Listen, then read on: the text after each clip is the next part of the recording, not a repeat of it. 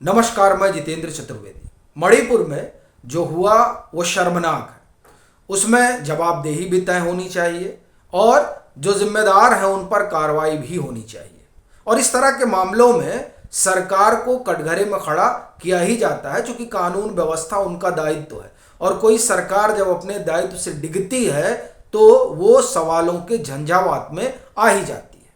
लेकिन यहीं से एक सवाल यह भी खड़ा होता है कि क्या इस तरह के झंझावातों में सिर्फ वही सरकार आती है जो भाजपा शासित होती है, और उन झंझावातों में क्या उन सरकारों को नहीं खड़ा किया जाना चाहिए जो गैर भाजपा शासित है? और अगर इसी तरह की घटना हो रही हो, देखिए ये सवाल नाहक ही नहीं उठा है। ये स्वाभाविक है कि इस तरह के सवाल उस इकोसिस्टम को असहज करेंगे जो एक खास पैटर्न पर काम कर रहा है। और वो पैटर्न जब आप देखेंगे तो पाएंगे कि मणिपुर पर चर्चा हो रही होनी चाहिए। जिस तरह की घटना है उस पर चर्चा होनी चाहिए, लेकिन चर्चा एकांगी क्यों हो, ये बड़ा सवाल है। भाई, जैसा मणिपुर में हुआ उसी तरह की घटना पश्चिम बंगाल में हुई, जिसे लेकर भाजपा मीडिया से मुखातिब होती है। लॉकेट चटर्जी प्रेस कॉन्फ्रेंस के दरमियान रोने लगती है। तब सवाल उठता है कि क्या ये जो संवेदना है ये तभी फूटती है जब इस तरह की घटना भाजपा शासित राज्यों में होती है। जब गैर भाजपा शासित राज्यों में इस तरह की घटना होती है तो क्या संवेदना दफन हो जाती है? ये देखिए, राजनीतिक दल ऐसा कर सकते हैं कि उनकी संवेदनाएं सेलेक्टिव हो कि साहब चलिए अब ये हमारा राज्य है तो यहाँ कुछ हो रहा है तो इस पर मौन रहते हैं। अच्छा, ये हमारे जो विपक्ष में है उनका यहाँ शासन है, चलिए ठीक है, तब यहाँ शोर मचाते हैं। इस तरह का व्यवहार तो राजनीतिक दलों का होता है। ये जो खुद को निरपेक्ष और राजनीतिक विश्लेषक बताते हैं, उन्होंने इस तरीके का जो चश्मा लगा लिया है वो बड़ा सवाल पैदा कर रहा है। और इसमें कमाल की बात ये देखिए कि पश्चिम बंगाल में जो कुछ हो रहा है उसे लेकर बिंदा करात बोल रही हैं, उसे लेकर सीताराम येचुरी बोल रहे हैं, वो तानाशाही का, डिक्टेटरशिप का आरोप लगा रहे हैं, वो तमाम तरह की बातें कह रहे हैं और टीएमसी को कटघरे में खड़ा कर रहे हैं। लेकिन ये 17-18 जुलाई के बाद जो मेलजोल बना है, उस मेलजोल के बाद तो और राज्यों में जो घटनाएं हो रही हैं उस पर तो एकदम सन्नाटा ही मारा गया है। भाई, राजनीतिक दल मारे तो समझ में आता है, लेकिन विश्लेषक, अभी आप देखिए कि राजस्थान का आप उदाहरण लीजिए। राजस्थान में तो जो मंत्री राजेंद्र सिंह, उन्होंने विधानसभा में यह कहा कि हमें मणिपुर देखने की बजाय अपने राज्य पर ध्यान देना चाहिए। और ये उनको कहना क्या पड़ा कि गहलोत सरकार ने उन्हें बर्खास्त कर दिया, उनका मंत्री पद चला गया, सच बोलने की सजा दे दी गई। अब आप सच बोल दीजिए तो कह देंगे गोदी मीडिया है। लेकिन जब वो खुद आधा अधूरा और एक तरफा दिखाएंगे तब उस पर सवाल नहीं होगा। तो ये जो राजस्थान में चल रहा है इस पर भी चर्चा होनी चाहिए।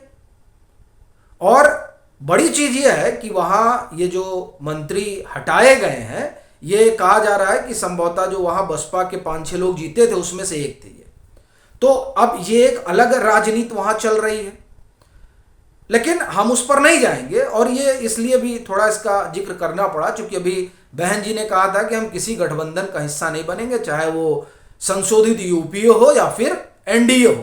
तो क्या राजस्थान में जो आप ये कहें कि सियासी समीकरण बदल रहा है, इसके भी संकेत हो सकते हैं, क्योंकि जिस तरह से मंत्री महोदय ने सवाल उठाया उस सवाल ने सरकार को शर्मसार कर दिया। अब उन्होंने सवाल उठाया तो उनको बाहर का रास्ता दिखा दिया गया, और वहां जो घटनाएं हुई उसे लेकर भाजपा ने हल्ला बोल किया। लेकिन क्या इस पर उन लोगों ने कुछ बोला जो लोग अभियान चला रहे हैं, या कांग्रेस ने कुछ कहा? कांग्रेस को बोलना चाहिए था। भाई, मणिपुर की घटना पर तो आसमान सर पे उठाया गया, और स्वाभाविक है इस तरीके की घटना पर मैं फिर कहूंगा कि आसमान सर पर उठाया जाना चाहिए और सरकार को कटघरे में खड़ा किया जाना चाहिए। लेकिन पश्चिम बंगाल में जब ये होता है तो कटघरे में क्यों नहीं खड़ा किया जाता है? जब राजस्थान में यह होता है तो कटघरे में क्यों नहीं खड़ा किया जाता है, बावजूद इसके मंत्री को ही बर्खास्त कर दिया जाता है। पश्चिम बंगाल में 2021 में विधानसभा चुनाव के बाद जो हिंसा टूटी उसकी जांच हो रही है। लोगों को विस्थापित होना पड़ा था, लेकिन इस राज्यसभा के भीतर किसी ने आवाज नहीं उठाई कि साहब इस पे चर्चा कर लीजिए आप बैठ के। अभी आप देखिए कि पंचायत चुनाव हुए, पंचायत चुनाव के बाद जिस तरह की वहां हिंसा हुई उसको लेकर तो कलकत्ता हाईकोर्ट स्तब्ध है, लेकिन उस पर बात नहीं होगी, उस पर चर्चा नहीं होगी, उस पर आसमान सर पर उठाया ही नहीं जाएगा। फिर अभी आप देखिए जब पीएम ने अपने भाषण में जिस दिन सदन का सत्र शुरू हो रहा था उन्होंने कहा, उन्होंने मणिपुर पर भी दुख जाहिर किया और नाराजगी जाहिर की। उन्होंने छत्तीसगढ़ का भी नाम लिया, उन्होंने राजस्थान का भी नाम लिया। ये खल गया कि साहब छत्तीसगढ़ का क्यों नाम ले लिया आपने।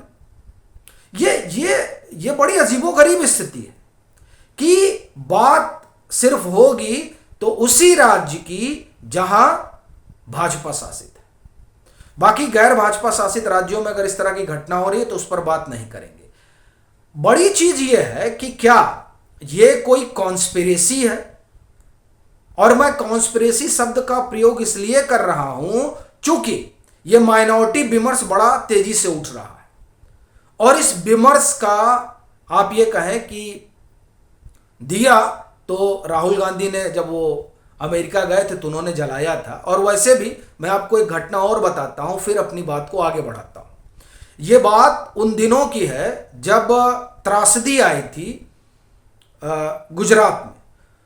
उस समय केशुभाई पटेल मुख्यमंत्री हुआ करते थे, और तब भी कांग्रेस ने इसी तरीके का माहौल बनाया था कि जो वहां दलित समाज है, जो वहां अल्पसंख्यक है, उनके साथ जो है दोहरा रवैया अपनाया जा रहा राहत कार्यों में।